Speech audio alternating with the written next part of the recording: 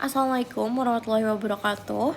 Izin masuk, izin memperkenalkan diri. Nama saya Ajeng Kirania Sasafika dengan NIM 23501911085 dari kelas C angkatan 2023 Fakultas Farmasi Universitas Jenderal Ahmad Yani. Di sini saya akan mempresentasikan terkait spektrofotometri UV visible. Selamat menyaksikan.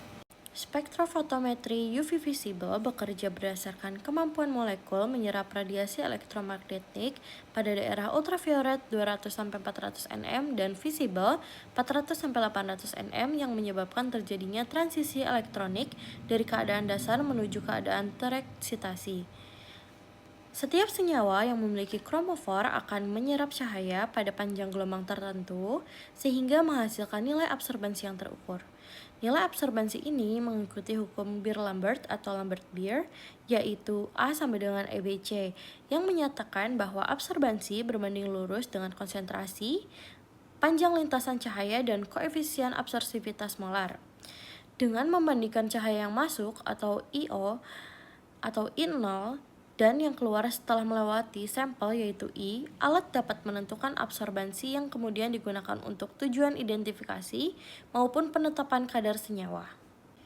Senyawa yang dapat dianalisis menggunakan spektrofotometri UV visible adalah senyawa yang memiliki gugus kromofor atau gugus penyerap UV visible, terutama ikatan lengkap terkonjugasi yaitu CC, CO, dan CN, aromatik yaitu benzena dan keturunannya, gugus karbonil yaitu aldehid, keton, asam, dan ester, heteroatom yang memiliki pasangan elektron bebas N seperti O, N, dan S, kompleks logam-logam, dan obat yang mengandung gugus penyerap yaitu paracetamol, kafein, ibuprofen, dan lain-lain sebagainya. Dan senyawa tanpa kromofor harus derivatisasi terlebih dahulu. Baik, izin melanjutkan.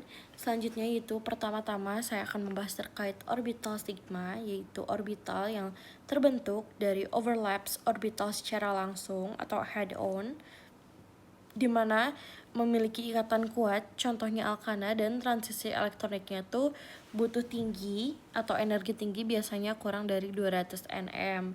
Selanjutnya yaitu ada orbital p, terbentuk dari overlap samping atau side by side pada ikatan rangkap. Transisi elektroniknya penyerap kuat di sinar UV. Selanjutnya yaitu ada orbital n atau non-bonding, di mana itu adalah elektron bebas pada atom heteroatom. Contohnya yaitu pasangan elektron bebas pada O, N, dan S, misalnya min OH, min NH2, dan min O. Lalu transisi elektroniknya itu dari N ke P, penyerap lemah, sensitif terhadap larut. Faktor yang mempengaruhi pergeseran panjang gelombang lambda maksimal yang pertama yaitu ada efek pelarut, di mana pelarut polar dapat menyebabkan batokromik atau redshift, di mana lambda tersebut akan meningkat. Contohnya, pelarut polar distabilkan keadaan terekristasi dari V kepada V kuadrat. Selanjutnya yaitu ada hypsochromic shift atau blue shift, di mana lambda ini menurun. Contohnya yaitu interaksi H bonding menurunkan energi N ke V. Yang kedua yaitu substituen, di mana substituen donor elektron yaitu min OH atau min NH2 memperpanjang konjugasi atau lambda maksimal itu naik. Selanjutnya yaitu substituen penarik elektron, di mana dapat membuat pergeseran tergantung posisi dan jenis transisi. Selanjutnya pengaruhnya yaitu konjugasi, karena semakin panjang konjugasi, energi transisi semakin rendah dan lambda maksimal akan meningkat.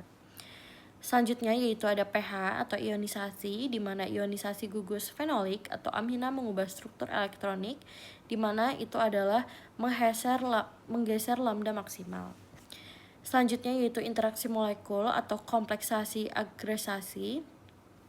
Kompleks logam ligan dapat menyebabkan penurunan atau perubahan lambda maksimal.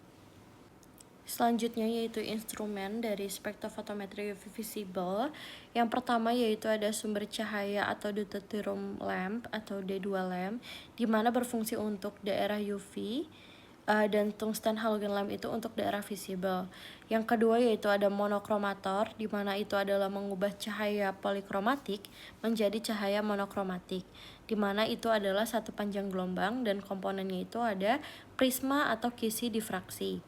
Selanjutnya ada sample holder atau cuvette, di mana hal tersebut akan menampung sampel, biasanya kaca kuarsa untuk UV dan kaca biasa untuk visible.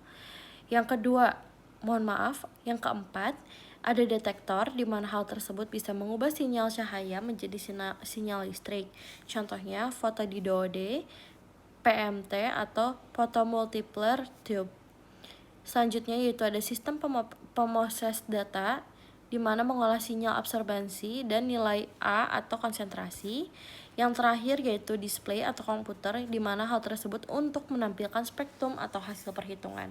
Analisis kualitatif dengan spektrofotometri UV visible didasarkan pada karakteristik spektrum serapan suatu senyawa, terutama posisi panjang gelombang maksimum atau lambda maksimal yang menjadi sidik jari tiap kromofor sehingga dapat digunakan untuk identifikasi.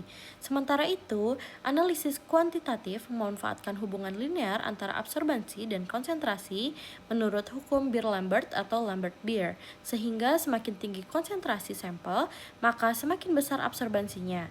Pada praktiknya, analisis kuantitatif dilakukan dengan menentukan lambda maksimal, membuat kurva kalibrasi larutan standar, mengukur absorbansi sampel pada panjang gelombang tersebut, kemudian menghitung konsentrasi menggunakan persamaan regresi atau metode absorsivitas.